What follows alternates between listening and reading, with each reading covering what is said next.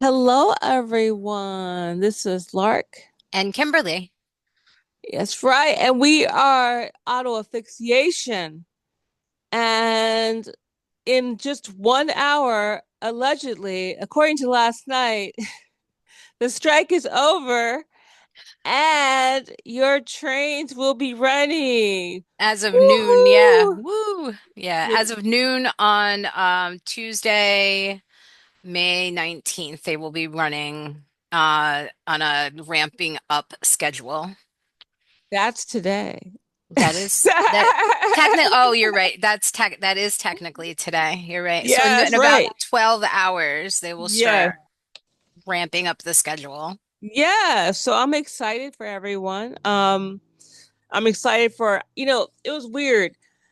This when I heard of this strike and they were like they made a deal with the MTA, I was shocked because it's the LIRR. And I thought that the LIRR was some separate thing from the MTA. You can say LIRR because that's what we usually call it out here.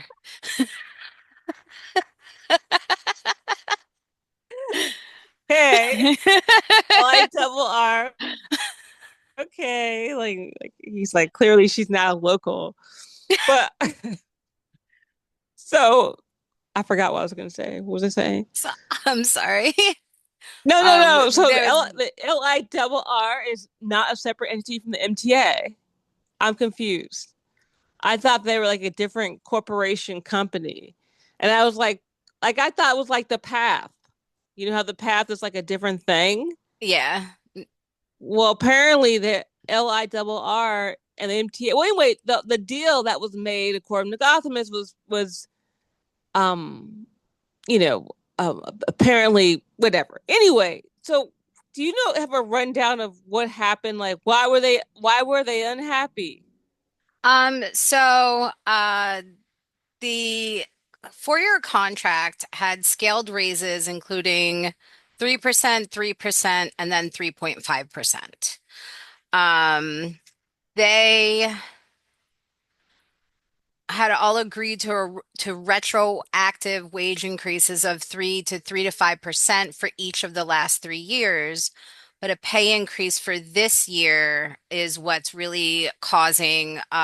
really causing the contract negotiations to stall.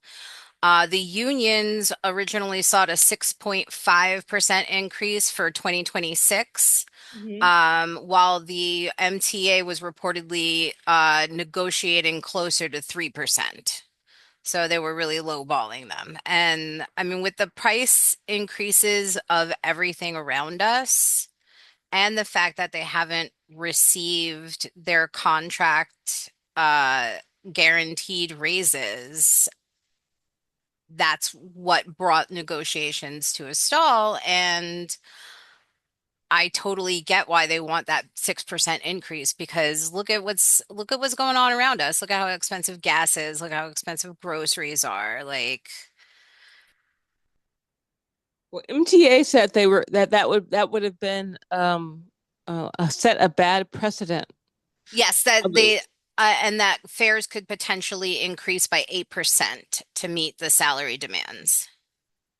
Yeah, and no one believes that. And I think the media promptly was like, some people who work at the MTA make more than $100,000. And I'm like, you know, that worked really well in like I guess like the 90s or the aughts, but $100,000 to be like, and some of them make more than $100,000. Like, are you It, guys, are you guys in reality? Do you understand that lots of people make $100,000 and they're struggling and they're like, whoa, yeah, man, yeah, especially in yeah, that just the shows how out of touch you are with society. yeah, and especially in the New York metro area, like $100,000 is like for a family is barely breaking even. Yeah, $100,000 is not like it's again, it is not 1990. $100,000 is not some big, huge number, and you're just kind of like, these people are making over $100,000. Like, that would have to be like $500,000 now to make that kind of argument. You'd have to be making, yeah, you'd have to be making like 100,000, no, $500,000. Um, and that's anyway. So Um, what was interesting was that because the negotiations were starting to stall a couple of months back, um, they called in the president's emergency board, which is part of the 1926 Railway Labor Act. So it like aims to prevent service disruptions by requiring elaborate dispute resolution. I don't know what elaborate means, but mhm. elaborate dispute resolution procedures between carriers and workers. So Yeah, they called in the presidential emergency board, and called for cooling off periods. And even though the president's emergency board sided with the workers, the MTA was still like dragging their feet on the contract negotiations. I know. That's just, oh my God. It's like 30, it's what think it was approximately 3,500 workers across five unions. Because you need solidarity. I think that's something that's really interesting about like unions when the workforce is predominantly women. It's like it doesn't seem to have this like, oh, we're across unions, we're doing this. So it's like that five unions, they're really like one union, but they pretend to be five unions, but they all know and agree with each other. And this is also talking about $250,000, oh, sorry, a quarter million of commuters daily, using it to get to Long Island into the city. So this is like a huge number. And I just think, I think I think as way is like, you know, how long was this strike? Like a day, some of the weekend and It went into effect like Saturday four, at midnight. yeah, Saturday, So Sunday, Monday. Yeah, so I mean, and it was funny because my friend was like, yeah, they could do it on Monday and this strike will be over on Wednesday. So this strike, they're like, why you didn't even do the Saturday thing? Because it's gonna end. That's what they said. You don't even need to go do the whole mess up Saturday because they're going to cave because it's too many people supervising no show jobs. No, just kidding. For that, to continue to be, for them to continue to not play ball. They were like, oh, you know what? You want to play? I mean, I think in a way, imagine if the entire subway system did that, all the MTA. imagine. I mean the tri-state area, if that happened, the tri-state area would come to a grinding halt. And depending on where you are in the tri-state area, there's many different tri-state areas. There's New York, New Jersey, Pennsylvania, New York, New Jersey, Connecticut. Um, so, but that would cause disruptions across the eastern seaboard, really. Yeah, and the thing is that, it's so weird because like 3% point, 0.5% that Metro wasn't meeting.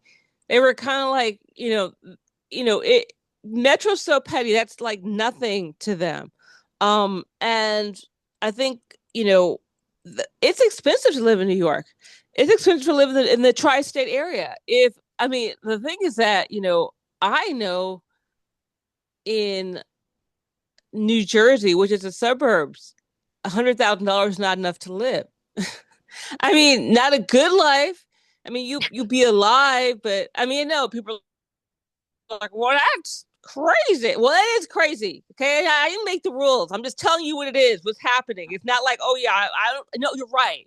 You're right. It is crazy that we have to make like 152, no, 200,000, $250,000 a year in order to not die. That is crazy. I agree, but that is the actual thing here. That's what reality is. That's what reality is. And we're living in a crazy time. Even though we don't mean that in an ableist way, we mean that in like a you guys are sadistic and trying to kill us way. Yes. So we're not trying, it's just because this is crazy. I mean, and then okay, the strike's over. Yay. We knew that was happening, but this is miserable. Probably there are going to be people who die behind this. I know because today Monday was super hot. And there's some people, the worse shape you're in, the least likely you are able to call out from work. That's like how it works. If you're sick and you have chronic illness and you don't have a way to get to work, you're going to have to go to work before a guy who has an air conditioned car. That's just how the universe works. And so, the one day, and even tomorrow, not today, but like today, yesterday, Monday, and today on Tuesday, it's people are probably going to die because of the heat and having to like get around on the buses. And you have a Long Island. We have a Long Island correspondent. What happened on Long Island during this period? Like Uh, what? I mean, how would they get to work? they didn't. They called out of work, so that they didn't have to deal with the absurd amount of traffic. Um, Long Island is the most congested like part of like the outer boroughs. Everybody drives on Long Island except for people that like go and work in the city. So it's super, super congested. And they said that it would have taken them approximately 5 hours to get to where they needed to go for work. So they just called out. So like, okay, And even over the weekend, like driving around, running errands or whatever, they said that the traffic was quote unquote absurd. I I bet it was. I mean, the fact that everybody there is already driving already, and then so these people weren't even going to Manhattan. So apparently, it's an expectation that there are certain people they stay off the road. They stay off the people who drive along island. That's their private road, but it's a public private road. And that's what I'm saying. That's what happened here. It didn't just is it would be like if the thing is this is that in North Jersey where we are, essentially when they cut down the New Jersey heavy rail, it wasn't really more crowded on the street because essentially everybody in North Jersey, at least who can afford a car and to live, they all work in Manhattan. So it wasn't like there were people just driving around the street. And I didn't really think about that, how the streets do empty out here between 9 and 5. So it's not like there's a population of people who are doing a heavy commute in North Jersey. And I never really thought about that, but how empty it is. Like I remember that I will a lot oftentimes I'll wait till 9 o'clock to drive around because I know like, oh, it'll be no traffic. Yeah, Because before there's then it's no like rush hour and it's yeah, like yeah. I mean, impossible to get around anywhere. it's considerably different in regards to the streets because it's considerably different. Like nobody's really driving far. You have people who are caregivers picking up their children and doing like around the neighborhood tasks, but you don't have people like on the street, like on Bloomfield. Like Bloomfield Avenue was like a major street in North Jersey. It's kind of empty between like hours of 10 and like 4 because no one's going to different cities. They're just anyway. I was way off topic. But what I'm just trying, it's like why am I having this conversation? But I think in a way, which is really interesting, is that when you cut funding, the services can go on. And it puts weight, even if you strike, it's like the service is still go on. You don't want to take the service. It's still happening. But if the workers are like, I'm not doing this anymore, everything stops. Think about that. New York, of course, Manhattan, one of the biggest economies in the world. You know, funding didn't have the power. Even strikes wouldn't have the power. Who has the most power? Who has the most leverage are workers. I don't think people think about that, like how powerful workers are. Like, Workers are incredibly powerful, and some of the unions that were involved in this are like household name unions, like the International Brotherhood of Electrical Workers, like the IBEW, like that's a huge union. Um, the International Association of Machinists and Aerospace Workers was involved in this. Like there was a lot of bigger unions involved in it. And did they get what they wanted? well, this is ongoing. So it's, we can't say if they did or did not, but the strike ended. I'm assuming that they Okay. got what they wanted because I can't see, because the thing is that I think they were ready to go until Wednesday. So the fact that they ended it, the end of last night, that's kind of stunning. So I'm assuming that they got a pretty good deal. We don't want to say what exactly because we don't know exactly yet. As things are changing right now, as we speak, they'll probably put out they probably will put out a release later today so that we can know exactly what happened. But I'm assuming they made a good deal. But I also want people to understand labor power. A lot of times people are like, we should get a good job. I want to get a job. It's your job with the state, or I want to get a good job. I want to get a trade job, et cetera, et cetera. And people think the reason why these jobs are good just because you're doing the job. They think, oh, it's just because you're doing the job.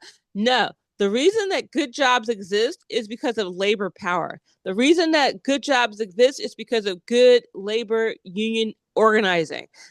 You don't Good jobs don't stay good jobs without the practice of continuously going out there and fighting, over and over again. And I think that one of the things that the union should also think about doing is understanding the power of media. There is so much propaganda, people who want to break union lines, want to break the trades, and I'll tell you, half of the things that they do is they talk about, they do these for-profit schools, which is not how you get into the trades. But they get people trapped in this. The people take the classes, then the people, when they go out, they don't get the job and they think it's because they're incompetent. These are all things that sour people's moods in regards to the trades. And um you have these people because they don't know how to organize. They don't realize the reason why the job is a good job is because someone organized for them. They think, oh, all I gotta do is get the skill, and if I get the skill, then I can get the money. If you're working class, how are you going to get the money? How? Like a lot of these things are small businesses. So this whole idea that if you think that meritocracy, individualist meritocracy is real. It is not. Meritocracy is not real. It's not the individual. Meritocracy is real in regards to people, groups. Like as a group, you can work together and you could be something that has more power, or not more power, but more money than you if you work together. It's meritocracy of the group, not meritocracy of the individual, which will make sure that you are paid a fair and just wage and given fair and just benefits. Is not, I think that's the thing. We've separated that organizing worker part from the actual skill and trade part. We think, oh, it's some separate, different thing. It's not a separate, different thing. You can't practice a trade without practicing labor. Without practicing unionizing. No, I absolutely agree with you. And it's, in my job, because I'm an LPN, in my job, I've spoken about it before, but the labor unions are few and far between. And when a facility has a union in place, it's usually not something that actually represents nurses. It's something that like usually represents like grocery store workers or something like that. But any union can represent you, and at least there was some representation. But in my job now, because I work in private duty, I think that you never see your coworkers, you never see other nurses or anything like that. I think that they do that on purpose, to prevent us from organizing because private care nursing needs a labor union very badly. Well, no, that you're correct. They do that in nursing because in the United States is I would say the United States is ready. It was born for union organizing. I mean, sorry, union breaking. Hegemony in the United States was created to break worker solidarity. And I think the thing that's really interesting is that during chattel slavery, they made it illegal to talk to each other. Like people could not, if people were enslaved, could not talk. The reason why they, how they have these tools in agriculture where you have to get on the ground and like do the digging. You gotta bend down really low. You go to other countries, it's like the tools are not like that. The reason why is because if you could stand up and you're comfortable, you could start talking to people. Mm. And if you have to bend down and you're in pain, you can't talk to each other. And another interesting thing and you know what? I hope this is not wrong, but even the whole singing thing, if you're singing, you can't talk to each other. Like, oh, go ahead and sing for me while you're working, because that way you can't have a conversation, you can't organize, you can't.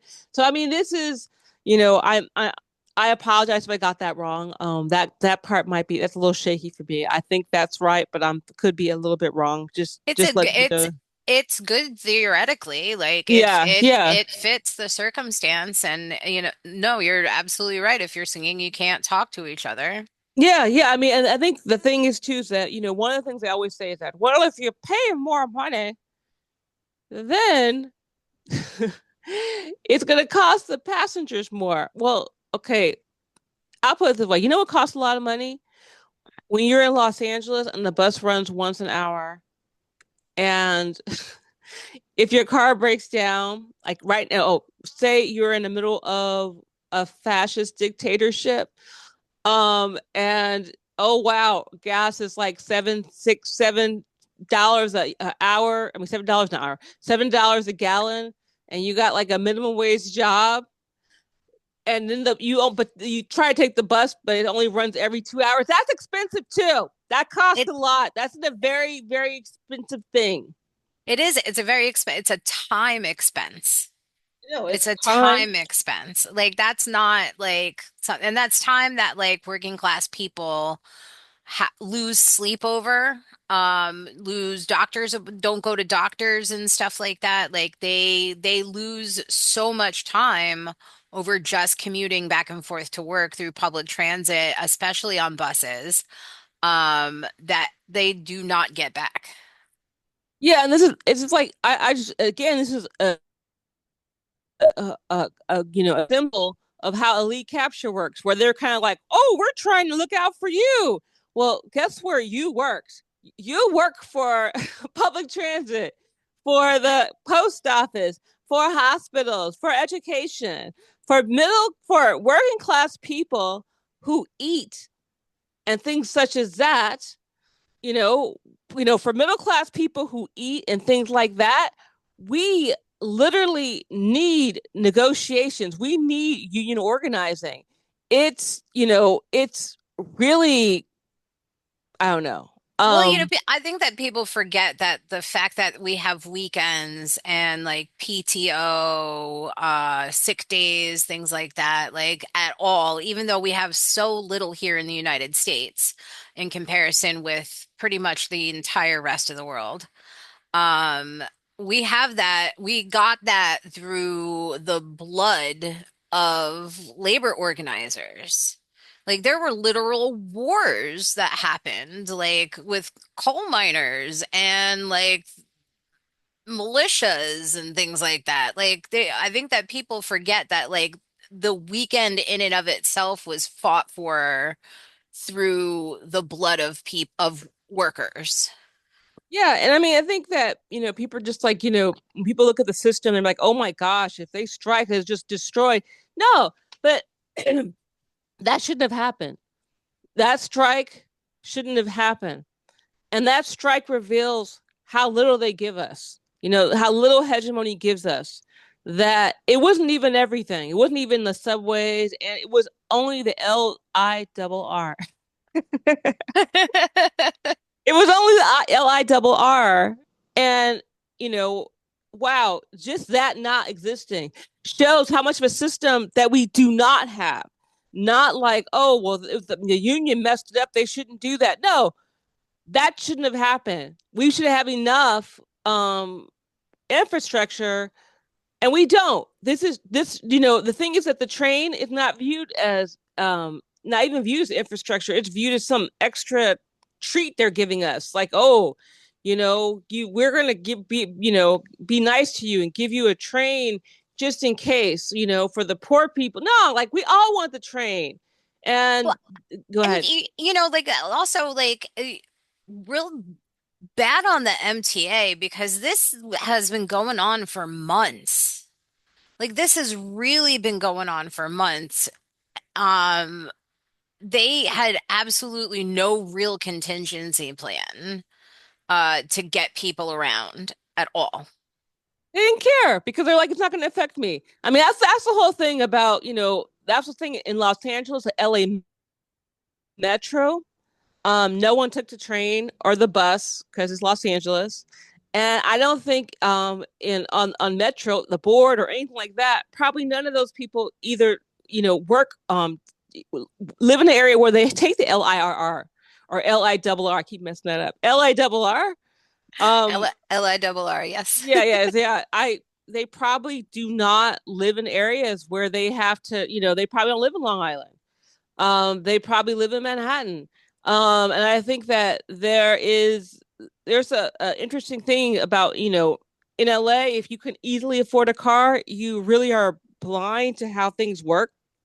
And if you live in Manhattan, you're also very blind to how things actually work for everybody else. And you just don't really care because it's not going to inconvenience you. And you're like, I'd rather inconvenience people I'm never having cocktails with than to give you a dime. I don't want to give you a dime. I don't care about your health insurance. You should just work. That's why we have overtime. I think that's the thing too. People who are making over $100,000, it's because they're working overtime. That's that part too. Like a lot of the transit systems have a lot of overtime that their workers can pick up throughout the year. So And that's no, it's not wonderful. Well, that's good. They have overtime. No, the fact that you have to work over 40 hours a week, you have to work on holidays, the fact that you rejoice because you're working holidays because they're paying you so little. No, that's not a good thing. That's not to have to work overtime in order to make over six figures at the MTA for somebody who's been, working at the MTA for, more than 10 or 20 years, and they have to like live in the city because I don't know, it's so funny. A lot of these jobs for the city, you have to live in New York. yeah, But you there's have to live some within the five boroughs. Yeah. but there's some jobs that you don't have to. And that's how you know it's a horrible job because if they're like, we're paying this horrible amount, that's why you could live in New Jersey and work this job. Um, and I don't know how the MTA works, but I see a lot of people from New Jersey with MTA uniforms on. So for them on the train. Now not like a whole lot, but enough. There's enough. I mean, I think sometimes there were rumors that Eric Adams actually lived in Jersey City. Would it surprise anybody? Yeah, and that's why he really didn't he didn't give a fuck what happened to you people. I don't even live here. Like, what is going on? Um, him and Fulop are probably hanging out together. Him and Fulop are probably hanging out Oh, together. no, they totally are. Yeah, I think probably how Fulop got the job. Eric Adams is probably his next door neighbor. He just kept his mouth shut. That's probably what happened. I mean, and that's it's. I think that we should have more transit. We should have more of a focus on trains. We should have and also too one of the other challenges is that we do not um we just don't feel like we need to have more public transit. We feel like we should accept, or we feel like, oh, I have to get to work even if this is not working, even if, and then we shouldn't have, that shouldn't be a thing. Um, and it is a thing. And with that, like, what are your final comments and thoughts about this?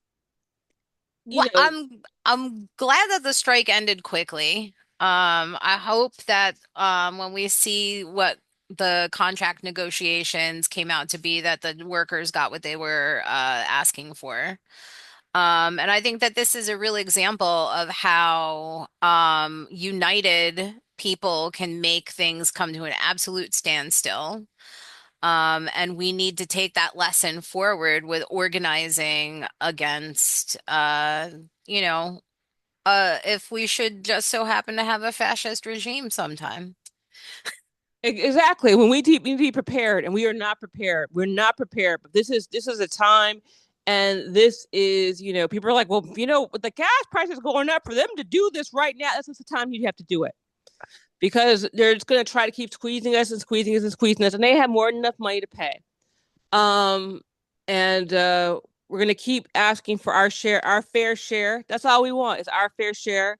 The workers were fair. The workers got, and that's the whole thing. I think everybody should take from this is that, yes, it was hot as hell. Nature, even Mother Nature agreed with the workers.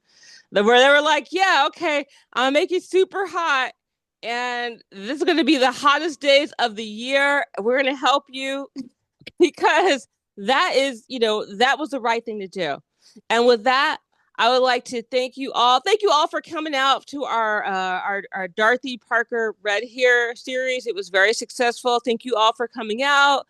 July 19th, we're gonna have Ed Lynn. Yay, we're excited. Woo! And subscribe to us on Spotify, YouTube, Substack. Join our like Facebook group D1011. It's pretty fun. And that's about it. Thank you so much for listening.